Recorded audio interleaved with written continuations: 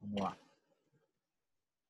O pessoal está entrando aqui. Bom, pessoal, para quem já está entrando aqui, eu vou começar já a falar um pouquinho e aí a gente começa a conversa aí já também, tá? Bom, começar agradecendo a todos aí que estão por aqui com a gente hoje.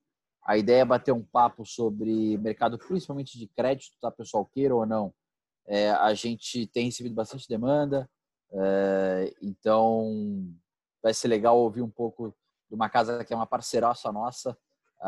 O Pierre, ele trabalha na Arx aí, que já trabalha com a gente já há mais de 2 anos. Uma casa que a gente tem uma demanda muito grande, tem uma parceria muito legal.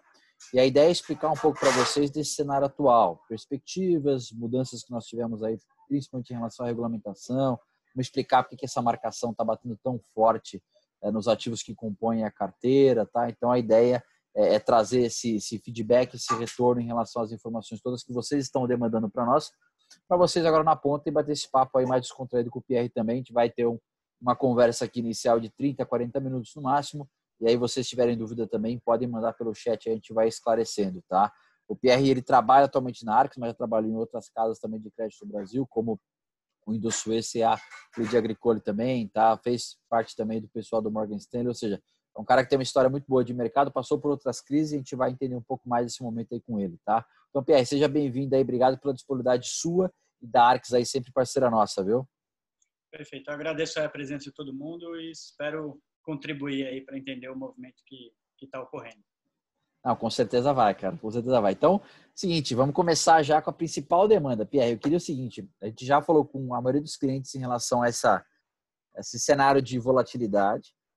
Todos os gestores apanharam, todos os gestores tiveram, é bom deixar isso bem claro, não é só você, cliente, que está assistindo aí no seu fundo, todo, isso foi geral de mercado, inclusive nos grandes bancos também, tá? Então, todo mundo ficou na mesma linha. Pierre, eu queria que você começasse explicando para nós o porquê dessa marcação nos fundos de crédito privado, que habitualmente o brasileiro ele vinha se acostumando a trabalhar com mais linear, né, com menos oscilação possível. Que você começasse um pouco explicando isso para nós. Tá, acho que eu vou abordar aqui diferentes pontos, então, sobre isso. Tá. O primeiro, assim, a volatilidade no mercado de crédito, ela é natural, tá? Então, assim como a gente teve momento onde os spreads fechavam e os fundos performavam acima do normal, os spreads também podem abrir, aí você tem uma marcação negativa. Isso é natural.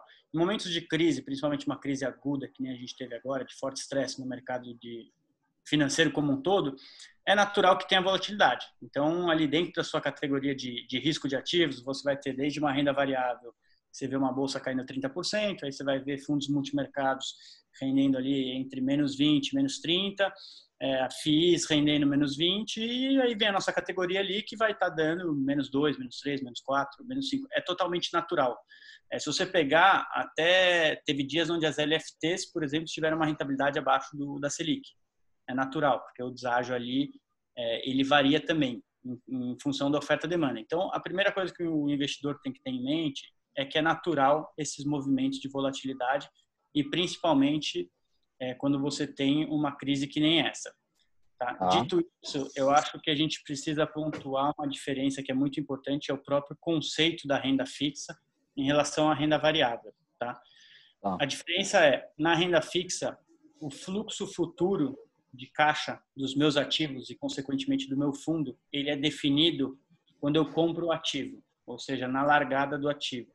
E ele não altera em função de uma receita menor da companhia ou ter ficado com as lojas fechadas durante 1 ou 2 meses. Tá? Então, o que isso quer dizer?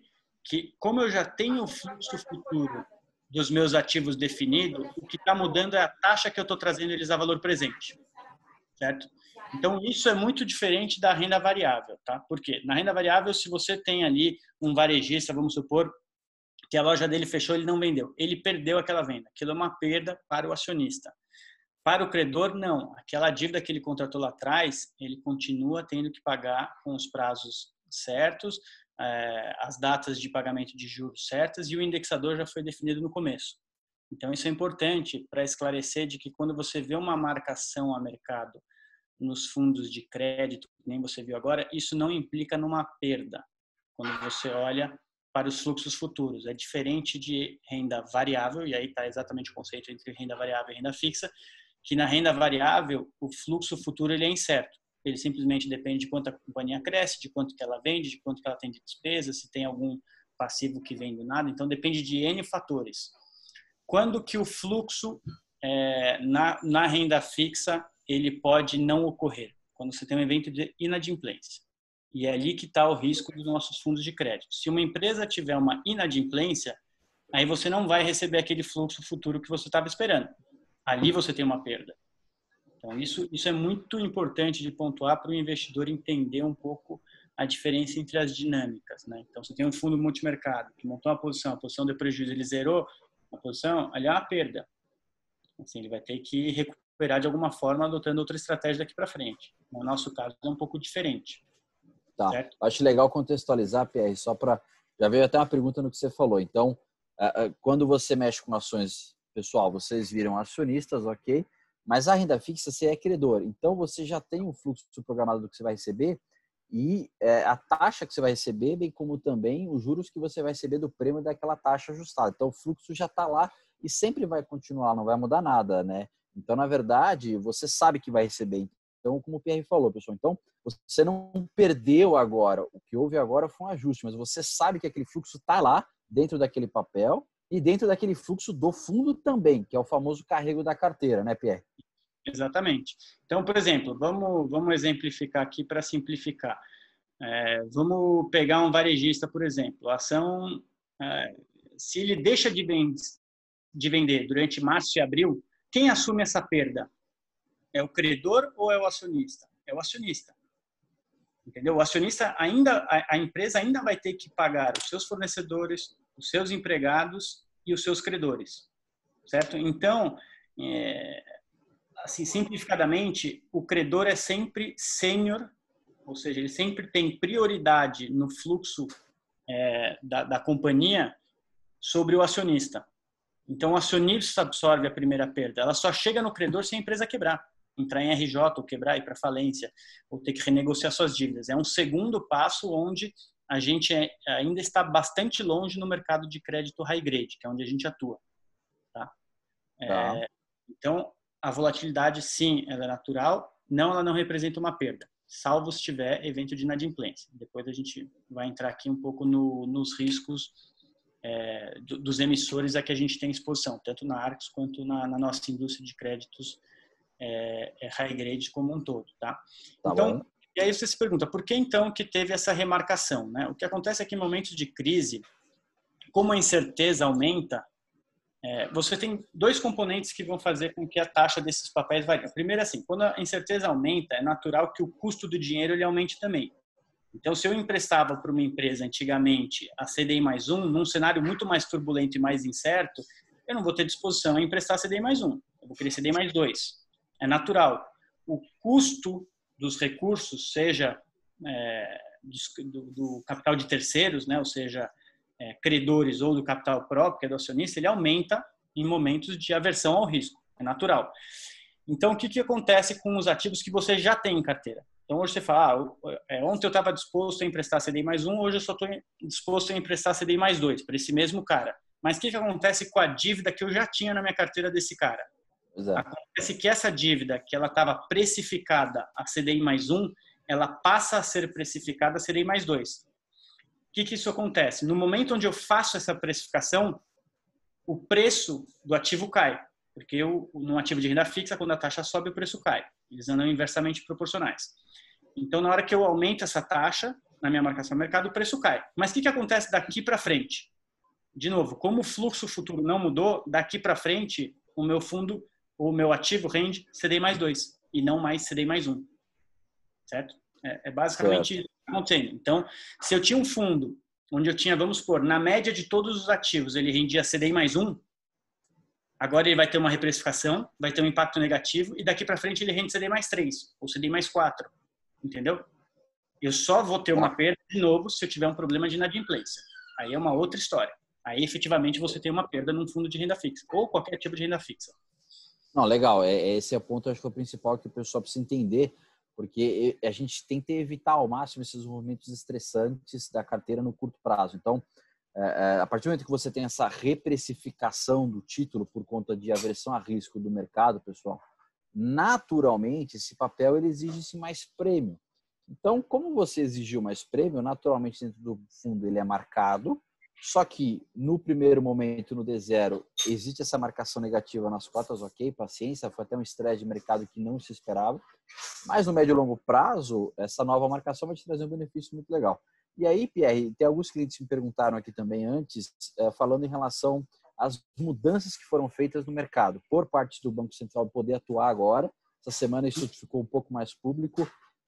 Queria entender que se você vê isso realmente bem benéfico, a gente sabe que lá fora isso já acontece, e no que isso vai ajudar aqui dentro dos fundos, por exemplo, em cenários de estresse como esse.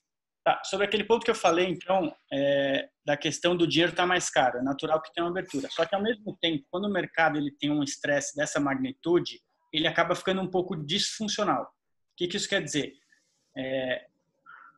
As pessoas acabam tendo dificuldade de precificar qual que é o valor certo dos ativos e você acaba tendo alguns movimentos unidirecionais. Ou seja, por exemplo, agora a gente teve bastante resgate nos fundos de crédito e os fundos acabam virando vendedores. Os bancos nas outras pontas nem sempre estão dispostos a comprar e tem poucos fundos na ponta compradora.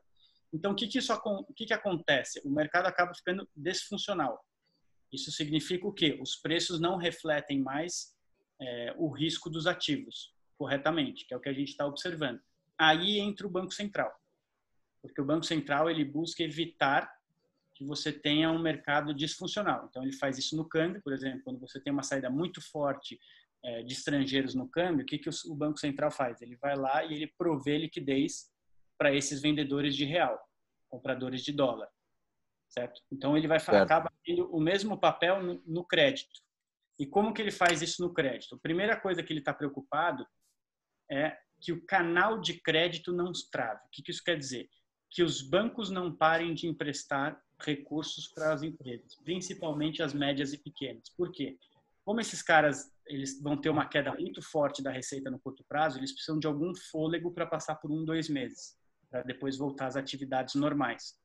Só que acontece que se os bancos param de emprestar dinheiro para eles, a roda trava e o empresário não consegue esse fôlego, principalmente o pequeno e médio empresário, que é o mais exposto a essa crise. A gente vai entrar nesse ponto depois.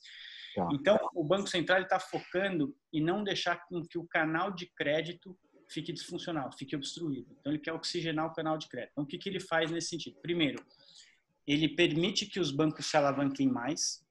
Então, isso é desde reduzir as exigências de Basileia, ou seja, as exigências de capital, flexibiliza as regras de PDD, ou seja, o provisionamento dos bancos. Isso aí também tem uma influência enquanto eles podem girar a carteira e alongar os endividamentos que eles já têm na carteira. Até redução de compulsório dos bancos, então isso aí também libera liquidez. Então ele vai liberando liquidez para os bancos continuarem emprestando, certo? Só que a gente atua não no mercado de pequenas e médias empresas, a gente atua no topo da pirâmide, que é o high grade, ou seja, são as melhores empresas de cada setor ou os setores mais resilientes que conseguiram sair do balanço do banco e vir a mercado. São as melhores empresas, certo? Quando o nosso mercado também está disfuncional, o que acontece com os andares de baixo? Eles são prejudicados. Então, explico. Se eu estou em determinado setor, dando dinheiro para a melhor empresa desse setor, certo? Essa empresa antigamente se financiava a CDI+1. Ela é uma empresa high grade. Se hoje o custo dela começa a operar no mercado secundário CDI+4, esse é o novo custo de dívida dela, o que acontece com o cara que estava no andar de baixo? Que antes se financiava a CDI+4. Ele vai se financiar a CDI+9, 10. Pois é. E o cara que está embaixo dele? Esse seria o high yield. E o cara que está embaixo dele? O cara que está embaixo dele ou não vai ter mais acesso a recursos dos bancos, ou vai ser tão caro que ele mesmo vai se afogar. Então, também existe uma preocupação do Banco Central em não deixar que o andar de cima fique disfuncional, certo? Que é onde a gente atua. E aí ele veio com algumas medidas para melhorar, oxigenar esse mercado secundário e não deixar que os preços fiquem, as taxas fiquem muito, assim, fora do racional, entendeu? Então, aí ele adotou basicamente 4 medidas. A primeira foi permitir que os bancos comprassem mais letra financeira, as suas próprias letras financeiras. Então, no limite, ele está permitindo que os bancos deem liquidez para os clientes deles. né? Antigamente, o banco só podia comprar 5% das letras financeiras que ele emitisse, junto a assets ou qualquer pessoa. Hoje, eles podem comprar 20%. Ou seja, ele permite que os bancos ajudem. A gente teve um ou outro banco que efetivamente ajudou nesse sentido. Nossa, quer um pouco de liquidez? Me devolve umas LFs, letras E eu te financeiras. dou a liquidez na outra ponta. Tá. Exatamente. Então, isso foi um dos pontos. A gente não viu tanta efetividade nessa medida, tá? Porque a gente viu uma indisposição dos bancos de reduzir a própria liquidez. Então, eles queriam conservar caixa. Então, a gente não viu como uma medida muito efetiva. Depois, ele fez as operações compromissadas em debêntures. O que isso quer dizer? Basicamente, o Banco Central empresta dinheiro para o banco e o banco coloca em garantia para ele uma debênture. E essa debênture necessariamente tinha que ter sido adquirida no mercado secundário. Então, ele está querendo que os bancos vão para o mercado secundário comprar debêntures. O Banco Central, ele limitou essa medida pelo compulsório dos bancos. E como só os bancos grandes de comerciais que têm poupança e tudo, tem muito compulsório, acabou que foi uma medida que só chegou nos 5 maiores bancos. Itaú, Bradesco, Santander, BB e Caixa Econômica. Tá? Então, ela teve alguma efetividade, trouxe algum desses bancos para o mercado secundário, mas não foi tão efetiva, porque esses bancos já acessam esses mesmos clientes, eles já têm funding barato e eles já têm muito caixa. Então, no limite, eles não precisavam dessa linha. Entendeu? Não foi uma medida tão efetiva. Por exemplo, o BC comentou que era uma medida que liberaria 91 bi, pelo que a gente tem visto, até agora liberou entre 3 e 4 bi. Nossa, nem se compara, nem próximo do que o Banco Central achava, né? Esse Exatamente. plano de liquidez dele está bem aquém, né, Pierre? Exatamente. Aí é uma interpretação minha. Eu acho que o problema de ter liberado essa medida para bancos médios é que ele tinha o medo de eventualmente ter que ficar com o título privado. Hoje o Banco Central não pode ter título privado em seu balanço. Então ele tinha medo de eventualmente fazer uma operação compromissada com um banco menor e o banco quebrar. E aí eventualmente ele ia ter que ficar com essa garantia. E aí ele ia estar meio que contra a lei, porque ele não pode ter título privado. Tá? Essa é a minha interpretação, mas assim, não está escrito em pedra, entendeu? A gente não entendeu muito bem por que ele limitou só para os bancos grandes. Porque se ele tivesse dado essa linha para os bancos médios, eu acho que teria trazido mais players para o jogo. Porque para o banco médio seria a oportunidade do cara acessar um emissor que ele nunca tinha acesso. Porque as grandes empresas que a gente tem acesso, os bancos médios muitas vezes não conseguem dar dinheiro para essas empresas. Por quê? Primeiro, o custo de funding deles, ou seja, o custo que eles mesmos captam dinheiro é muito caro, então eles não conseguem competir com os bancos grandes. E segundo, eles não têm balanço suficiente para dar dinheiro para essas empresas, porque as empresas são muito grandes. Então, um banco pequeno, sei lá, ele faz operações de 10, 20, 30 milhões. Aí chega uma Energisa. Uma Energisa não quer captar 20, 30 milhões. Ela quer captar 500 milhões, 1 bi e meio. Então, ela nem chama o banco médio, entendeu? Às vezes, o banco médio entra num sindicato com os outros bancos, mas geralmente fica restrito aos maiores bancos, entendeu? Então, para eles seria uma oportunidade de comprar créditos a taxas boas dessas empresas que antes eles não tinham acesso. A ideia é boa, né, Pierre? Que realmente você falou, ele teria acesso ao mercado que ele nunca teve. Isso. Seria bem interessante, só que... A um custo barato, porque o dinheiro que o Banco Central está dando é Selic mais zero nada, entendeu? Não, seria uma excelente oportunidade, mas como você acabou cerceando e focando nos maiores, é como você falou, o grandão, o Bradesco, Itaú, Banco Brasil, Caixa, Santander, esses caras não têm interesse em fazer isso agora, porque para eles já têm um funding extremamente barato, né? Então, eles não precisam disso. Sim. E depois a terceira medida foi a letra financeira garantida. Então é muito semelhante à operação compromissada, só que aí o banco pode colocar uma garantia e emitir uma letra financeira junto com o Banco Central. Então o Banco Central empresta dinheiro para ele, ele emite uma letra financeira para o Banco Central e ainda coloca uma garantia, e ali pode ser qualquer crédito da carteira dele. O problema é, isso aí dá mais liquidez para o banco rolar as suas próprias dívidas no curto prazo. Mas ele não ajuda tanto o banco aí no mercado secundário comprar. Por quê? A letra financeira está limitada a 1 ano. E para depositar garantia, ele tem que depositar uma carteira com prazo acima de 1 ano. Então, ele fica automaticamente descasado, entendeu? Então, ele não vai comprar um ativo de 5 anos que está nas nossas mãos com funding de 1 ano, porque daqui a 1 ano ele vai ter que rolar esse LF do Banco Central e talvez ele tenha um problema para rolar isso. Então, ele tem um problema de descasamento entre o ativo e o passivo. Isso chama ALM, Asset Liability Management.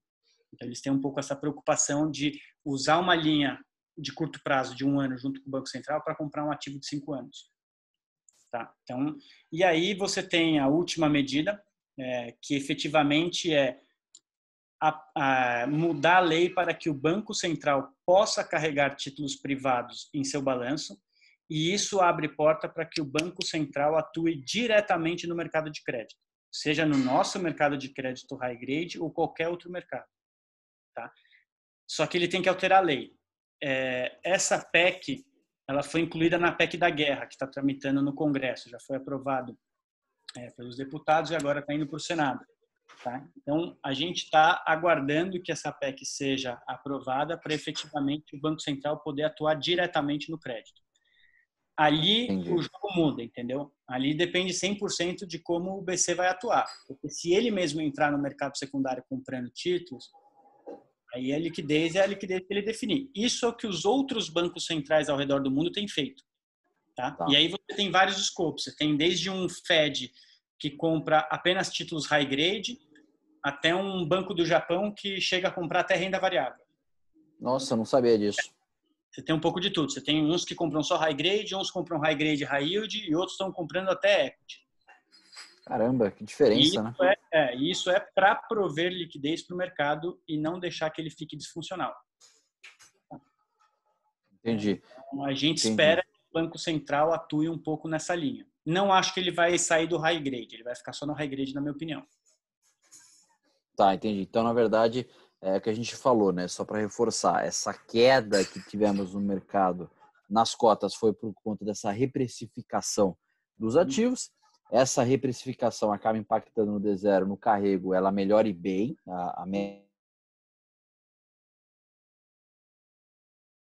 menor risco no mercado e, ao mesmo tempo, com a maior liquidez também, que, na teoria, deve ser melhorada com a questão do Banco Central agora com essa nova medida, né? A liquidez melhorando, você já resolve um dos pontos da reprecificação, que foi a questão de liquidez, ou seja, os ativos eles passaram a ter taxas mais altas do que deveriam ser pelo risco dos ativos, mesmo no cenário de crise, porque o mercado tinha pouca liquidez, estava disfuncional. Então, você já resolve esse primeiro. Certo, ótimo. E aí, Pierre, só para o pessoal também entender a questão do quão isso é benéfico no médio e longo prazo, da liquidez e voltando com carrego melhor. Antes, me dá uma ideia macro geral, quanto antes, por exemplo, uma carteira de você estava levando em dezembro e quanto agora, por exemplo, está carregando. Só ver a diferença que isso dá e como isso é positivo no médio e longo prazo. Se eu pegar uma carteira do nosso fundo D1, por exemplo, então, né, tá. o Denali, você tinha um carrego após custo, ou seja, final para o cliente, de mais ou menos 103, 104, 105 de CDI. Certo? Isso é o que eu rendia um fundo se eu não tivesse nenhuma remarcação na minha carteira, nada ocorresse. Tá. Hoje está variando entre 135 e 140. Nossa, uma baita diferença, né? Por isso que a gente fala, se o cliente tiver a paciência de deixar passar esse momento de maior estresse por conta da liquidez, ele realmente vai ter um retorno bem atrativo, né? Porque tem muita gente perguntando, é o seguinte, poxa, como crédito privado eu estou acostumado a 103, como você falou, 103, 104, normal. Ele assusta porque ele fala, pô, vou demorar 2 anos para devolver esse mar. Só que não, como o carrego melhorou bem, né? Sim. Em tese, assim, quanto tempo demoraria para recuperar essa remarcação? Tá? Em tese, demoraria o prazo médio do fundo. Tá? Então, se eu tenho um prazo médio de 2 anos, demoraria 2 anos, vamos supor. Tá? Na prática, não é assim. Por quê? Porque os preços que a gente está vendo hoje no mercado, eles não vão se perpetuar. Tá? Eu não vejo o cenário onde as melhores empresas do Brasil vão se financiar CDI mais 4.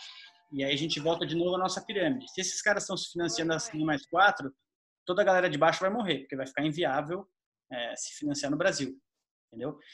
Além disso, os bancos já estão emprestando dinheiro direto para essas mesmas empresas a taxas abaixo do secundário. Ou seja, os bancos já estão dispostos a dar dinheiro mais barato do que o dinheiro que a gente está vendo nos nossos ativos. Aí você me perguntar por que o banco faz isso. Porque o banco, às vezes, tem uma dinâmica um pouco diferente. Ele tem um relacionamento com a empresa. Então, às vezes, ele tem outras fontes de renda com essa empresa que justifica ele dar um empréstimo mais barato do que ele está vendo no mercado. Então, por exemplo, ele pode ter a folha de pagamento da empresa, ele pode fazer operações de câmbio com a empresa, quando a empresa fizer um M&A, ele vai assessorar a empresa. Então, às vezes, ele quer que a empresa seja um cliente mais fiel dele e ele aceita dar dinheiro mais barato do que ele está vendo no mercado para essa mesma empresa. Então, eles às vezes têm uma dinâmica um pouco diferente. Mas já demonstra que eles, mesmo num cenário mais incerto, já são capazes de oferecer crédito mais barato do que o que a gente está vendo no nosso mercado, para as mesmas empresas. Então, a médio e longo prazo, você vai recuperar rapidamente essa abertura de spreads. Vai voltar ao nível que estava antes? Aí eu já não sei te dizer, entendeu? Depende muito de como for evoluir a economia e os riscos depois dessa bagunça toda, né? Outro ponto, a nossa carteira ela não é estática, né? O gestor ele tem um papel dentro da sua carteira. Então, nesse momento de estresse, a gente consegue mexer na carteira para que quando os spreads voltarem, a gente ganhe mais do que a gente tomou de impacto lá atrás. Então, vou dar um exemplo. Legal. A gente carrega muito papel em IPCA na carteira, mesmo nos fundos em CDI. E aí a gente faz o hedge, a proteção, através de derivativos para transformar esse papel numa posição em CDI, certo? Certo. Os papéis em IPCA eles tiveram uma abertura de prêmio de risco menor do que os papéis em CDI. Por quê? Porque o papel em IPCA ele tem uma lógica de que quando a taxa nominal dele fica muito alta, começam a aparecer outros tipos de compradores, como fundos de pensão, de previdência e pessoas que olham taxa nominal. E até pessoa física. Então, você pega o mercado de infraestrutura, por exemplo, debêntures de infraestrutura, na hora que chega perto de um nominal de IPCA mais 4, 4,5, 5, as pessoas físicas começam a querer comprar esses investimentos, entendeu? Então, isso aí impede que o papel, por exemplo, ele pague NTNB mais 4%. Porque NTNB mais 4% vai dar um yield de 7, 8. Como ele tem demanda, ele impede que ele exploda, né, a taxa.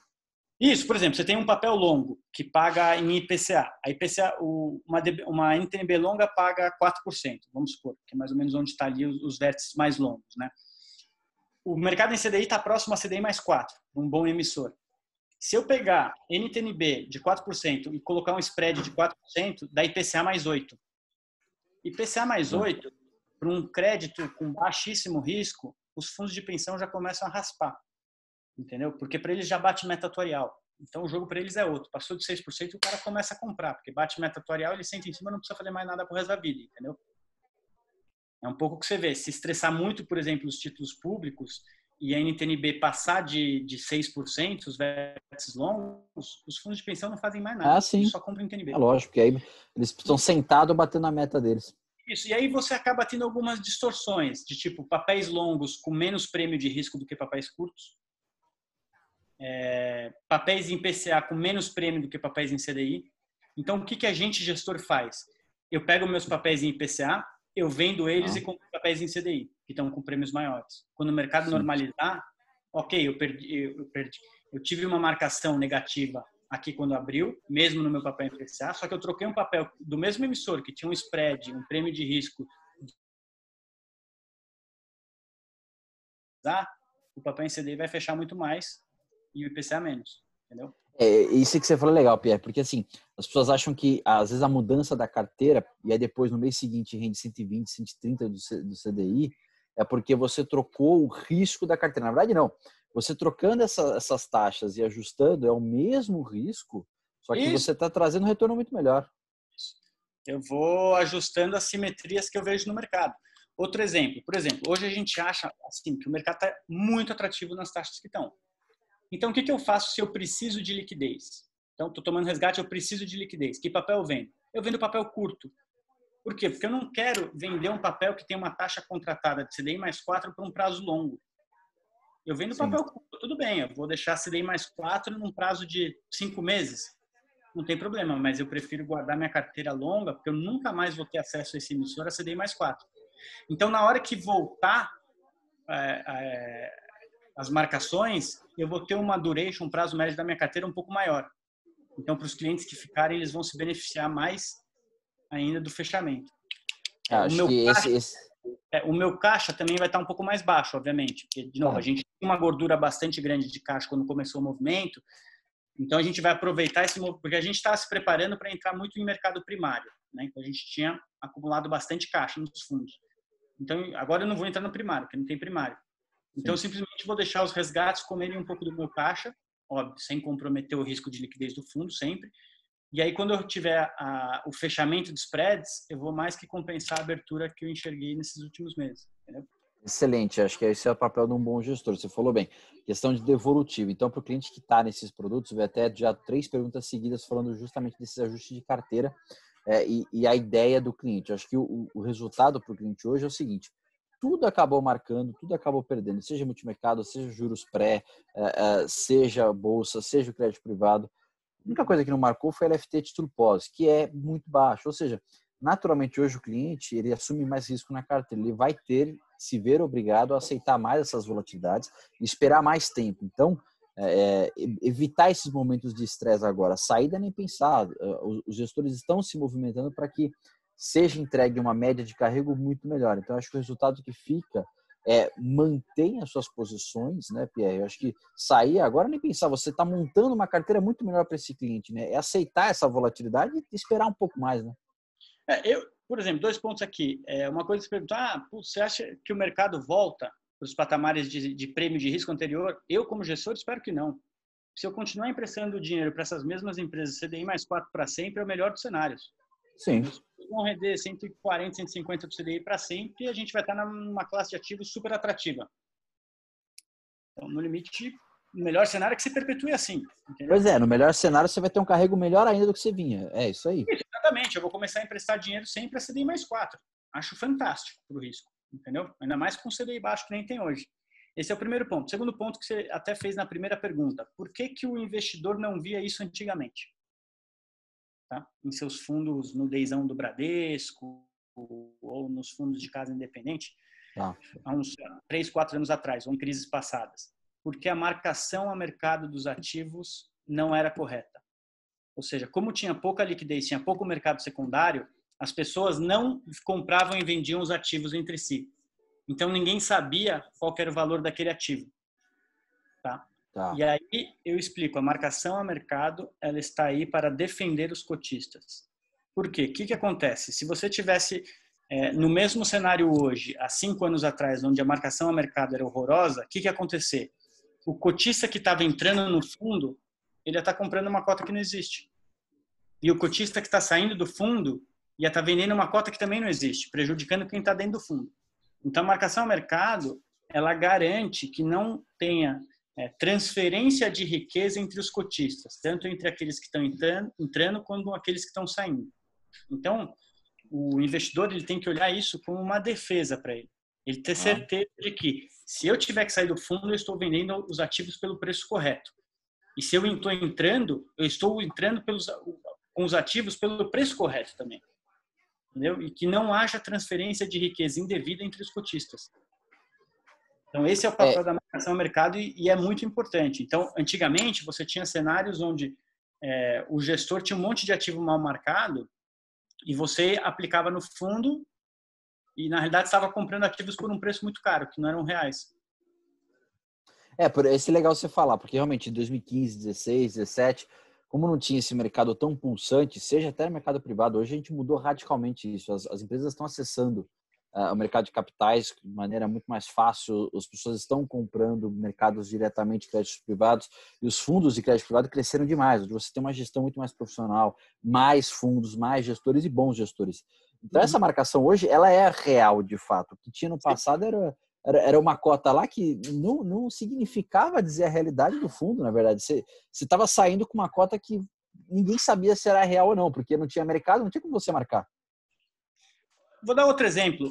Às vezes a gente escuta assim, não, putz, eu vou voltar para o CDB de banco em plataforma de investimento porque não tem volatilidade. Opa, não é que não tem volatilidade. Você não está vendo a marcação do seu ativo. Exatamente. Porque se você ligar para o seu assessor e falar assim, quero sair agora, ele vai te mostrar a marcação. Então, você vai lá e compra seu CDB do Banco Pine. 5 anos a 120 do CDI. Se eu te falar quanto vale um CDB do Pine, 5 anos no mercado, não tem preço. Ninguém compra. Nossa, ninguém pega. E assim, você ia vender isso aí a 300 do CDI, 400 do CDI. Você tem um prejuízo gigantesco se você vendesse ele hoje. Então, primeiro, no fundo, você tem que ter um prêmio de liquidez que o fundo você consegue sair, aquele teu CDB você não sai de jeito nenhum, te garanto. Desafio qualquer um a vender um CDB do Pine agora. Não vende. Não vende. Quando o mercado normalizar, vai vender, óbvio. Não é que o Pine não está com nenhum problema ali para você falar, vale 400 CDI. Mas nesse momento ninguém quer comprar CDB do Pine. Entendeu? Então, se esse CDB dele fosse marcado a mercado, ele teria exatamente o mesmo impacto que ele teve no fundo. Ele ia ver o CDB dele indo para baixo e depois ele ia ter uma rentabilidade de 400% do CDI para frente. A única diferença é que na carteira, a pessoa física dele, que ele compra os ativos direto, ele não é marcado a mercado. No fundo, ele é. Não faz diferença nenhuma. Não faz diferença nenhuma. Debênture de infraestrutura é a mesma coisa. Quantas emissões a gente viu de, por exemplo, Equatorial, Taesa, 25 anos, emitidas lá atrás. Sim. Tenta vender esse ativo hoje em dia para você ver quando você compra. Você comprou aquele ativo a IPCA mais 4. Hoje você venderia ele provavelmente perto de IPCA mais 6. É, por aí. O ativo tem um prazo médio de uns 15 anos e subiu 2%. Você teve 30% de perda na sua marcação de mercado. Ou seja, você tem um ativo onde o cliente não vê volatilidade por uma questão de marcação a mercado. Um ativo que nem um papel de debênture de infraestrutura de 30 anos com prazo médio de 15, ele tem a volatilidade de bolsa. Essa é a diferença. Sim, é verdade. Eu compro nos fundos, meu fundo observa essa volatilidade de bolsa. Quando o investidor pessoa física compra direto na carteira dele, ele não enxerga. Ele só vai enxergar no dia que ele olhar para o assessor dele e falar, preciso vender. Aí ele vai ver. Exatamente. Acho que esse ponto é bem importante, Pierre, porque às vezes a pessoa ela não consegue ver e ela acha que é problema do fundo. Não é, essa marcação ela é muito justa no fundo. E aí, é bem o que você falou, às vezes você vai na plataforma, o cliente quer sair, não tem liquidez. Ou seja, imagina esse impacto de não você ter uma liquidez num fundo que tem a carteira. Então, essa marcação é para todo mundo, seja você diretamente no título ou não. É que no fundo você está tendo ali o real valor daquilo agregado na carteira. E aí o ponto positivo, se você está achando que você vai sair na marcação na frente porque a curva fechou e você vai se beneficiar, o raciocínio é mesmo no fundo. Os spreads vão diminuir, os prêmios vão diminuir e você vai ter uma carteira com carrego excepcional. Diferenças do fundo, eu pago corretagem ínfima, a pessoa física vai pagar muito mais corretagem.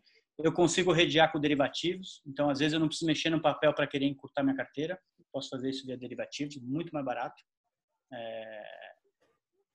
Então você tem inúmeras vantagens, né? Eu consigo ter acesso a ativos que a pessoa física não tem. Então, por exemplo, hoje em dia você vai emitir um CDB, que banco que está emitindo CDB a 160 do CDI? Não tem. Não tem. Hoje no mercado secundário eu compro o Bradesco a 160 do CDI. Pra você ter uma ideia. Teve até uma... vai no Bradesco e pede para ele te emitir um CDB a 160. Ele não emite nem a 100% do CDI. Não, esquece. Então, assim, tem algumas assimetrias que a gente consegue aproveitar sendo fundo e operando direto no mercado. Só que a gente tem ali a parte mais complicada, que é explicar que sim, os ativos de renda fixa têm volatilidade, seja porque eles possuem risco de mercado, ou seja, são pré-fixados ao IPCA, seja porque eles têm prêmio de risco que variam, que podem abrir ou fechar. Agora, qualquer ativo de renda fixa, de crédito, que a pessoa tenha na pessoa física, vai ter o mesmo comportamento. Ela pode não observar a carteira dela, mas tem.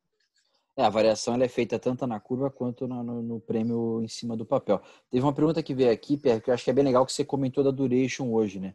Como é que está a duration hoje dos fundos da Arx? Você está trabalhando com ela hoje, como é que é na média? Pode ser macro, não tem problema. Falar do Denali, por exemplo, que é o D1 mais rápido, tudo. Como é que você está operando com a duration média da carteira? Tá, a duration dos fundos, elas sempre foram curtas, né? E a gente já vinha curtindo eles. Então, o Denali hoje, ele tem uma duration abaixo de 2 anos, tá? O Vinson, que é o Denali, vai ter uma duration um pouco mais alta. Sim, vai ter 2 anos e meio, por aí. São carteiras curtas. São carteiras curtas, sim, legal. E aí, Pierre, para a gente também ter mais uma pergunta aqui, o pessoal tá bem empolgado aqui, mandando bastante coisa. Em relação às escolhas dos ativos, você mesmo falou, a Arx, até pela categoria que vocês querem trabalhar, são papéis high grade, para quem não sabe, são papéis aí de primeira linha, são bons pagadores. Explica um pouquinho para o pessoal como é que funcionam as escolhas que vocês compõem a carteira dos papéis, para a gente esclarecer esse ponto aí, que é importante também. Tá, a gente sempre faz uma análise bem aprofundada de todos os emissores que a gente tem em carteira, né? Então, por exemplo, a empresa, a gente vai pegar a empresa, vai analisar o segmento onde ela atua, como ela se posiciona nesse segmento,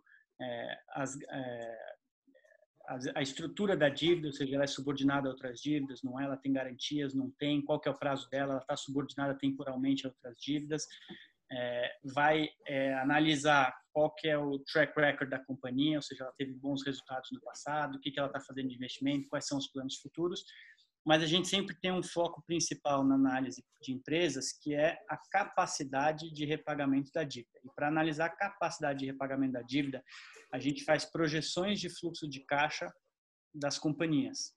Tá? Então, a gente projeta as receitas delas, despesas, o fluxo de caixa futuro dela e vê se esse fluxo de caixa é suficiente para pagar suas dívidas ou, pelo menos, para manter um equilíbrio, uma saúde financeira no médio e longo prazo. E aí a gente testa esses fluxos de caixa, né, dentro de diferentes cenários. Então, a gente testa essas empresas dentro de cenários de estresse. E aí, cenários de estresse podem ser até mexer em algumas variáveis, até que um covenant de uma empresa, de uma dívida, seja rompido ou até um ponto onde a gente entenda que a empresa não conseguiria se refinanciar. Tá. E aí a gente toma a decisão de alocar ou não. A gente também tem uma preocupação sempre no setor, se são setores muito cíclicos, se são setores que podem ter surpresas do governo. O governo deu uma canetada e tem um impacto muito forte no setor. Essa é na parte de empresas. E também tem uma preocupação com o management, que aí é uma análise um pouco mais qualitativa, mas também é muito importante. Tá? Não adianta olhar só o qualitativo, porque muitas vezes você tem problemas na parte qualitativa. Né? Então, a gente também gosta de ter uma proximidade grande com o management e ter essa sensibilidade, se os caras são bons, estão preparados para um momento mais difícil, como é que eles reagem a diferentes situações e por aí vai. Se tem muita rotatividade na companhia, putz, o CEO troca todo ano, é horrível, entendeu? Você não tem ali um trabalho de médio e longo prazo. Depois você tem a parte de bancos. Bancos a gente não faz projeção de fluxo de caixa, porque não faz tanto sentido, o risco do banco ali é um pouco diferente, mas ali a gente tem uma preocupação muito em olhar os principais indicadores de banco, rentabilidade, eficiência, o risco da carteira, mas a gente olha principalmente que nicho que o banco atua. Então, a gente gosta, por exemplo, obviamente os bancos grandes é mais fácil de analisar porque eles são baixíssimo risco. Mas os bancos médios, a gente gosta daquele banco que atua num nicho específico, atua há muito tempo, faz exatamente aquilo e não inventa a roda, entendeu? Que o que não falta são exemplos de banco que, hoje eu quero começar a fazer veículo, vai lá e quebra a cara, entendeu? A gente gosta daquele banco de nicho que sabe trabalhar aquele nicho e faz aquilo muito bem, certo? A gente olha muito quem é o controlador do banco também. Então, o banco, como ele se refinancia diariamente, emitindo CDB para pessoa física, LF para asset, por aí vai. Quando você tem um problema de imagem, você tem um problema que ele não consegue mais originar, tomar dinheiro. E ali você pode ter um problema de liquidez no banco. E aí volta naquela questão do ALM que eu expliquei lá atrás. Tá? Então, a gente também é o ALM do banco. Os ativos dele têm o mesmo prazo que o passivo dele. Se tiver um descasamento muito grande, ou seja, os ativos têm um prazo muito mais longo que o passivo, a gente fica preocupado dele ter um problema, por exemplo, que nem está acontecendo agora, de o mercado de crédito secar e ele não conseguir refinanciar o seu passivo. Tá? Essas são questões que a gente olha na parte de análise de banco.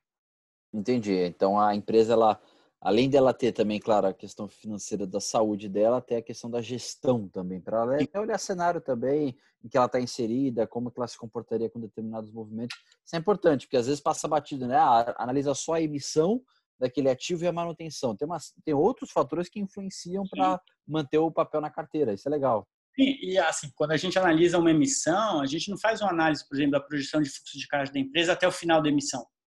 Às vezes não é o suficiente, porque na maioria das vezes a empresa não vai ter exatamente aquele caixa para te pagar no vencimento. Ela precisa rolar suas dívidas. É natural isso, né? É uma coisa ongoing. A empresa não é que ela toma uma dívida, faz um investimento, depois vai colhendo dinheiro e paga a dívida e acabou. Né? Ela é uma vida que não acaba, a empresa. Então ela tem que rolar suas dívidas. Então a gente projeta até para depois, para saber num cenário de estresse, na hora que chegar no dia do pagamento da minha emissão, da minha dívida, ela vai estar numa posição saudável para que outros credores possam rolar essa dívida, ou eu mesmo rolar essa dívida, entendeu? Entendi. É legal que a gente falou assim, precificação dos ativos, movimento atual, mudanças regulamentares para fazer liquidez no mercado, falamos da marcação, falamos da como é feita a escolha dos ativos, carrego dos papéis, ou seja, a gente abordou praticamente tudo que era possível aí em relação a crédito, te exploramos aí quase 50 minutos de todos os assuntos possíveis, Pierre. Então, assim, até para conformidade do horário que a gente combinou também, para as pessoas que estão assistindo, chegou muita pergunta aqui, muito elogio também da maneira que a gente abordou. Eu queria te agradecer demais por essa gestão que você faz com a Arx, pela qualidade da Arx nas escolhas dos ativos e também pela parceria que vocês têm com a Monte Bravo já de muito tempo. Então, eu queria te agradecer esse tempo que você disponibilizou para nós aí. E o canal tá aberto, cara. Quando precisar aí, galera demandando, eu vou te demandar de novo, vou te perguntar, porque é muito bom te ouvir, alguém que está na ponta fazendo todo esse trabalho, que tranquilize e passa segurança para os clientes. Acho que esse é o principal fator nesse momento de março, que todos os ativos da carteira do cliente volatilizaram. Perfeito. E do nosso lado, estamos sempre à disposição aí para qualquer dúvida. Se quiserem fazer outra live, esclarecer alguns pontos que sobraram, estou à disposição. Fechado. Pessoal, muito obrigado por assistirem a nós também. Faremos outros também aí com outros assuntos. PR, mais uma vez um grande abraço. Manda um abraço para o Paulo lá também, para o time todo lá. Se cuidem aí, bom descanso. Pessoal, muito obrigado. Um abraço a todos. Valeu. Obrigado, PR. Obrigado, pessoal. Um abraço.